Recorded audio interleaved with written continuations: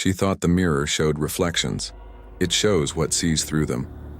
In Elderbrook, you don't survive by running. You survive by not blinking, and Ava just did. The town that never blinks, the final horror. Part 1. Welcome to Elderbrook. I wasn't running away. I was just driving, letting the road bleed behind me, mile after mile, like I could outpace the last year of my life. But the mountains have a way of folding in on you, of swallowing, sound, and signal. The car wheezed, coughed, and died with a shudder like it was tired too. No bars, no towns for 30 miles. Except a blip, a flicker, one sliver of signal, high up, somewhere north. I told myself it was just a hike, nothing I hadn't done before. Through mist-hung pines I walked, the forest holding its breath around me.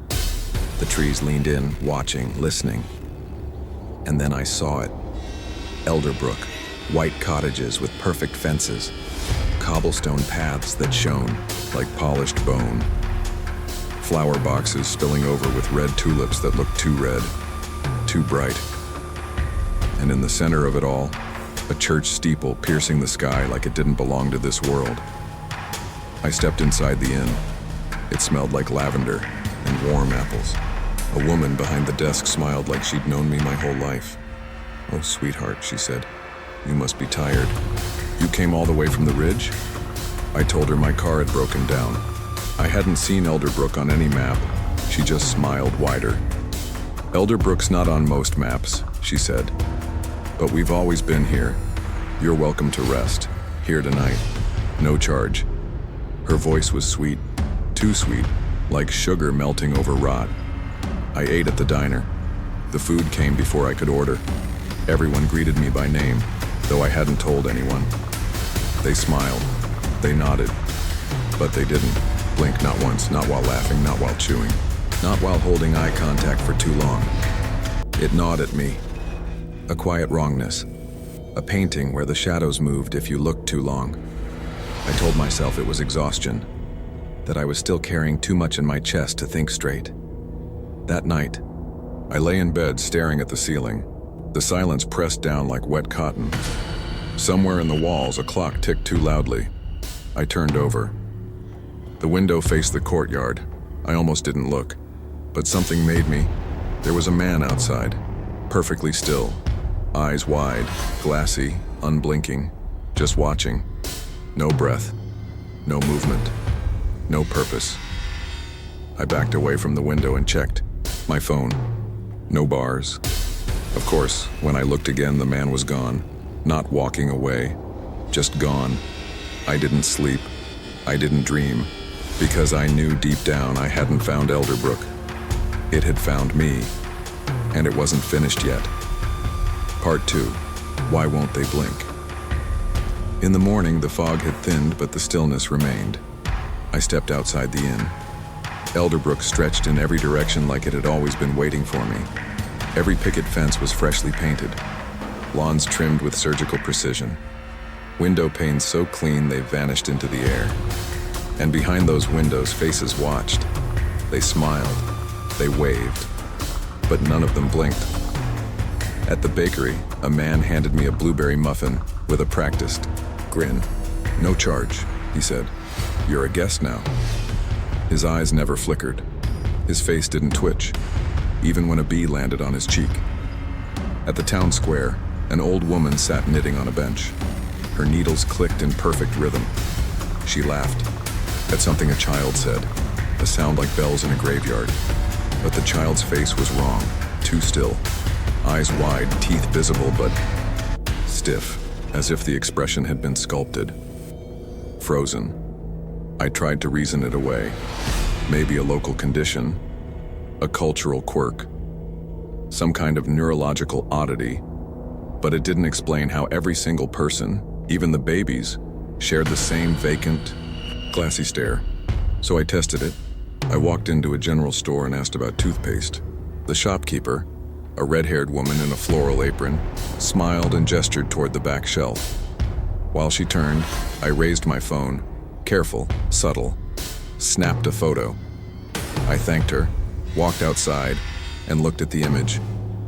The woman in the photo wasn't smiling. Her mouth was frozen in a scream. Not open like she was shouting, but stretched in horror, skin torn at the corners, teeth bared to the gums, and her eyes were weeping blood, not edited, not glitched, just true.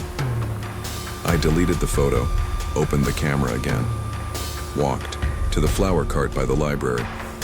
Another picture, this time of a young man arranging roses. In the image, his face was slashed across with claw marks.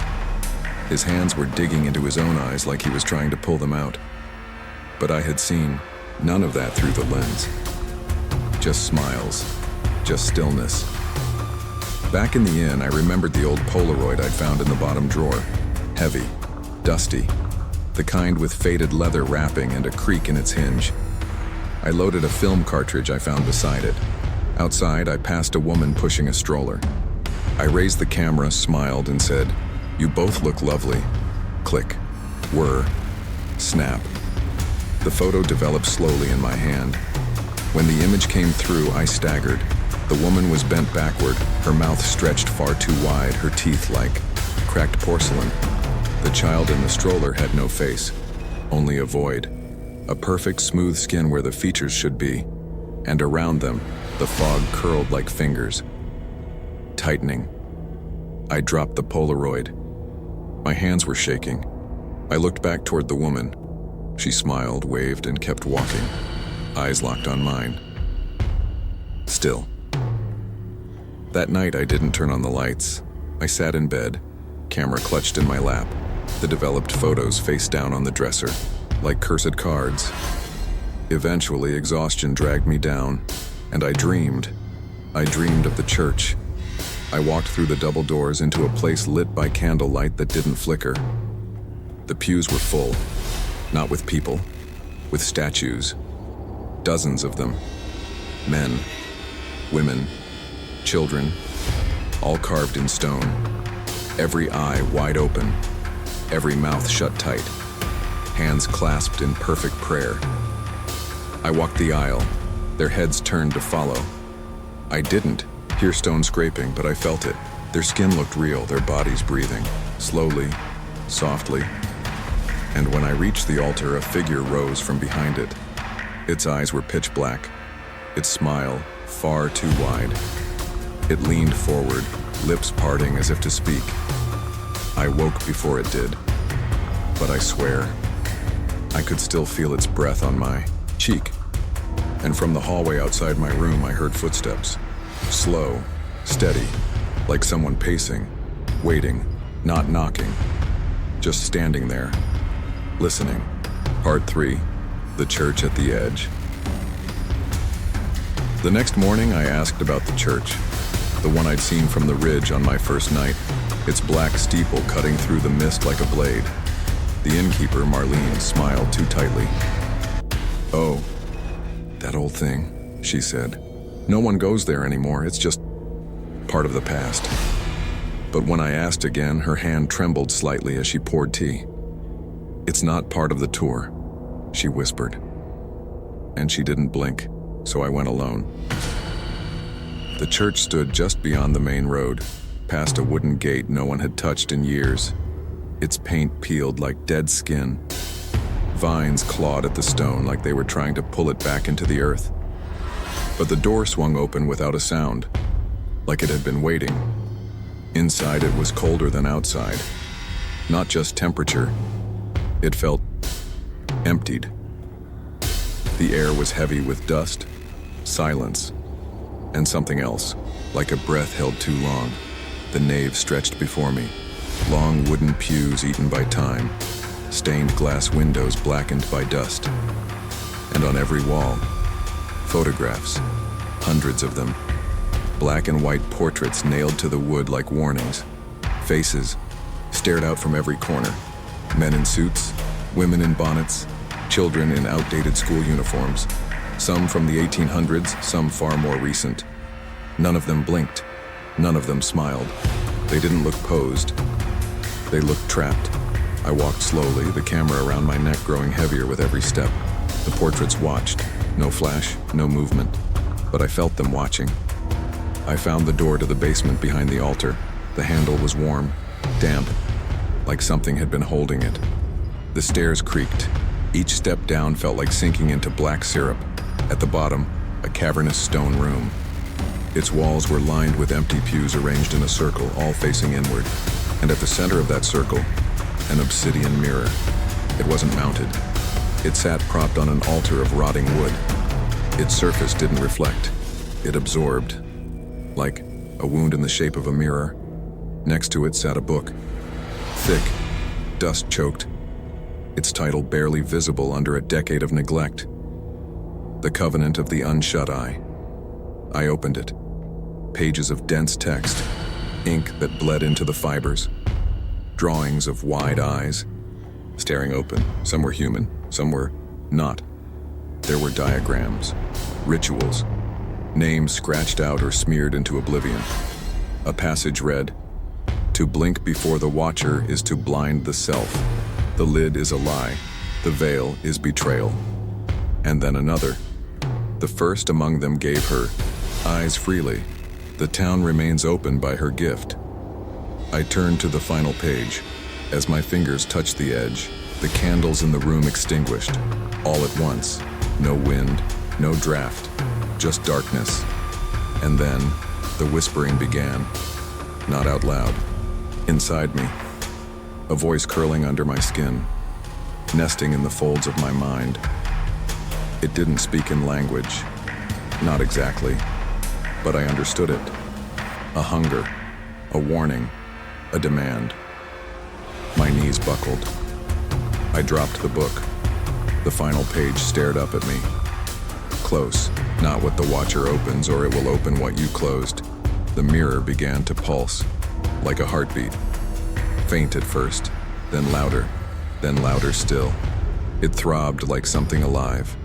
And for the briefest second, I thought I saw something. Inside it, not a reflection, but a face, mine, with eyes wide open, bleeding, screaming. I ran.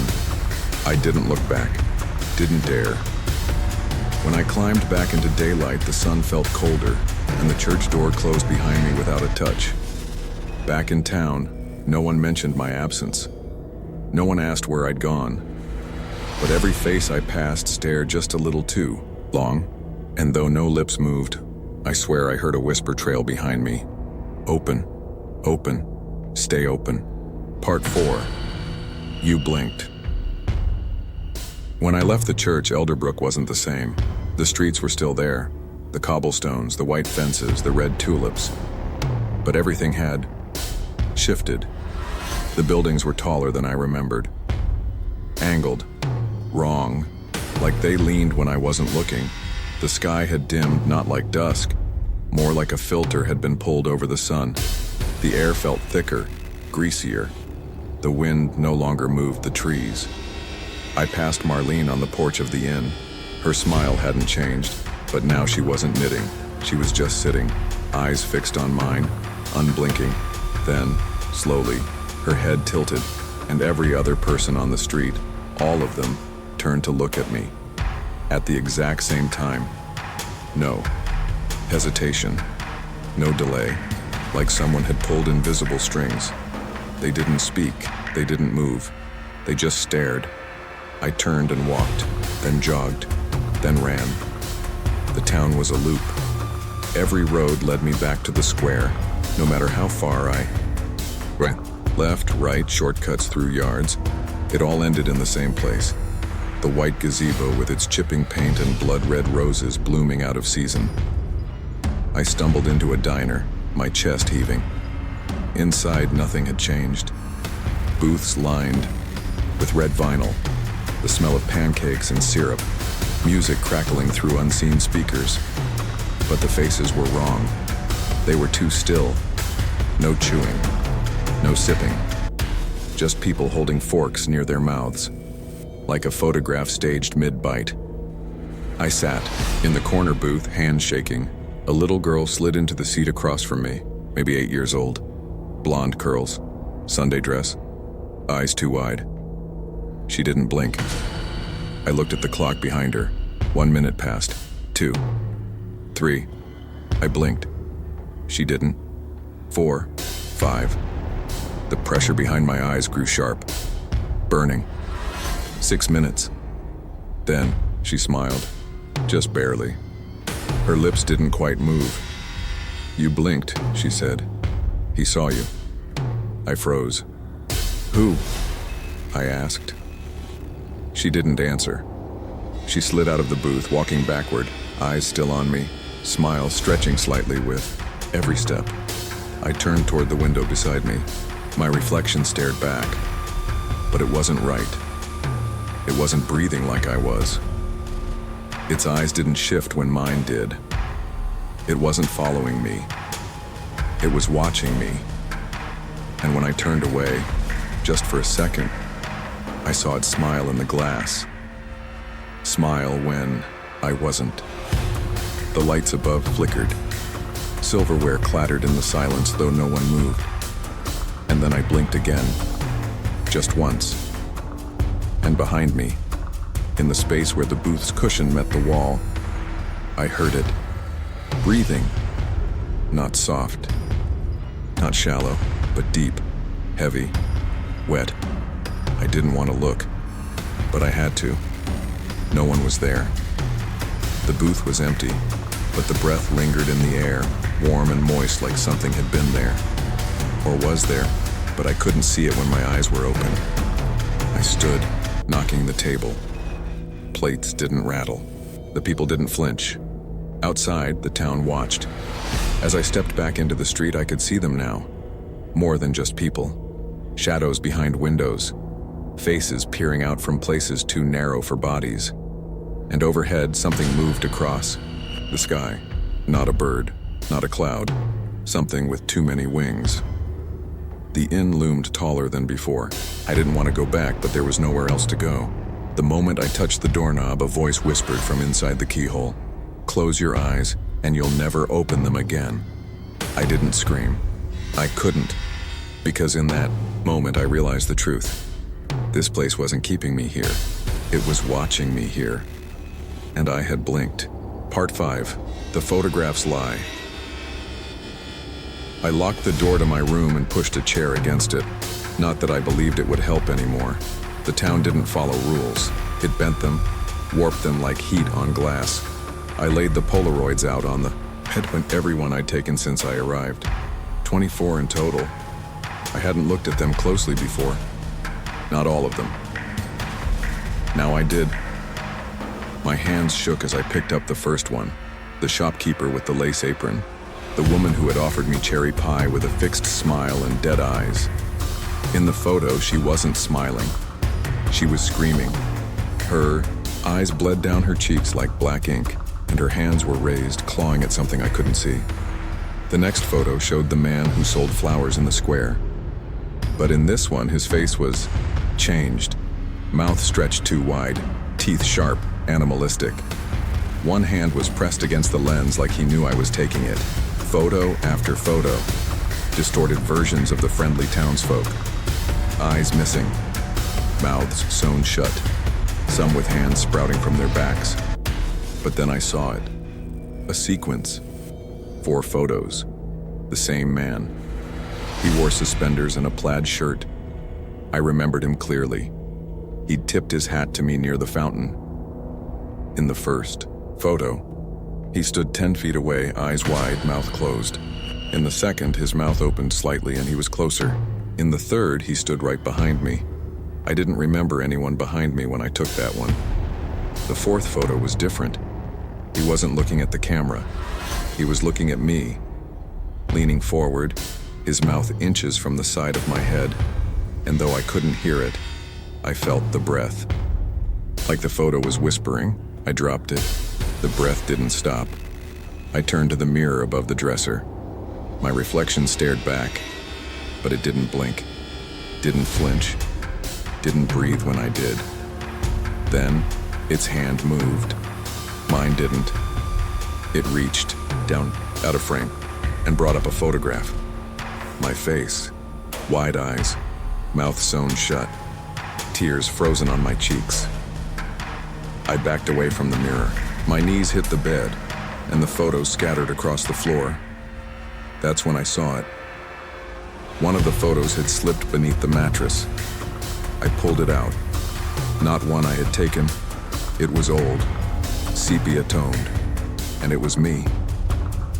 Standing beneath the church, steeple, eyes wide, mouth sealed.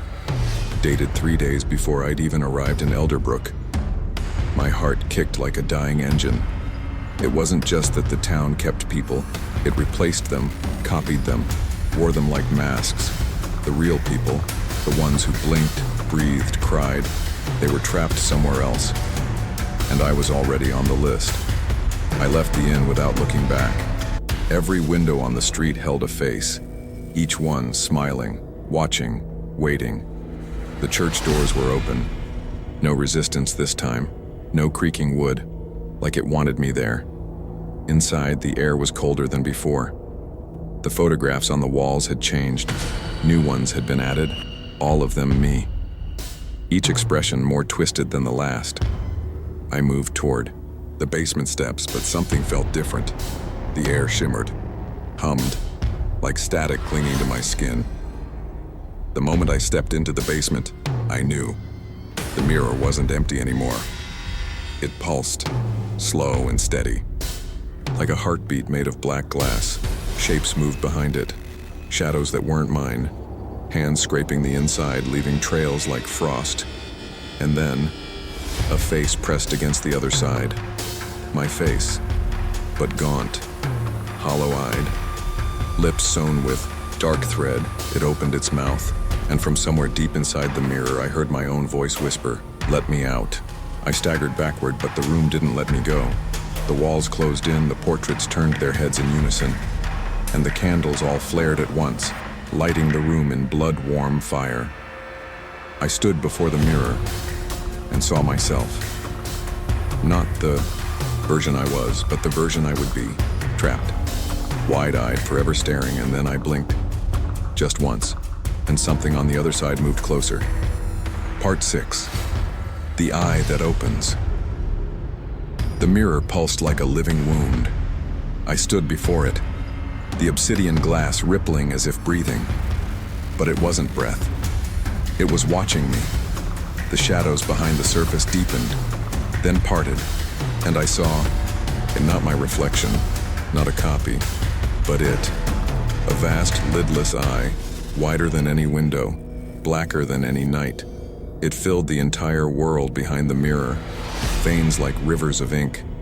The pupil, bottomless, endless, throbbed with hunger.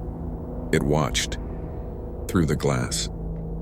And through every surface in Elderbrook, every window, every spoon, every pane of fogged glass on every door. That's why no one blinked. They couldn't. The townspeople weren't possessed. They were preserved, held in place like insects trapped, in amber, so the eye could see, through them, with them, its gaze endless, starving, unblinking. It cannot close, so neither can they. The covenant of the unshut eye. That cursed book had warned me. Close not what the watcher opens, because if you try, it will open what you closed. I took a step back, but my legs didn't move. They didn't respond. My arms locked at my sides. My neck stiffened, like it was wrapped in stone. My eyes, I tried to blink. Nothing. I could feel them drying, scraping, cracking, like paper in fire. I opened my mouth to scream, but no sound came. Only dust, only silence. My body, no longer mine. My breath, shallow, strangled. All I could do was see. I was becoming another one of them. Another window, another watcher. The Polaroid camera lay at my feet. Somehow I bent down, not by strength, by will. The last will I had. My fingers moved like they were borrowed. The plastic felt heavy, cold. I raised the camera, slowly. Felt the click of the shutter as my thumb pressed down. A flash, and then stillness. I stood frozen, arms stiff, face cracked, eyes wide, And inside me, something else watched. From the inside out, I could see everything. The church, the square, the streets, looping endlessly like veins feeding into a heart that never stops beating. And I saw someone new. A figure. Woman. Tired. Lost. Dust on her shoes. She crossed the bridge into Elderbrook, looking around. Curious. Just like I had. The Polaroid I had taken developed at my feet, a self-portrait of my final breath. My skin flaking. My lips split in a silent scream. Eyes stretched open, peeling at the corners. Behind me, in the blurred distance, the new woman stepped into town. And I knew what would happen next. She'd smile at the kind townsfolk. She'd eat the pie. She'd ask about directions. She'd notice the stares, the stillness, the silence behind the glass. And someday soon, she'd blink. Just once, and the eye would see her. Somewhere, another stranger just stepped into Elderbrook, and the eye has already seen them. If you blinked while watching, just hope it wasn't looking through you. If this story haunted you like the video, subscribe to Haunted Echoes for more nightmares that stare back, and share it with someone who sleeps with their eyes closed. We'll be watching. Always.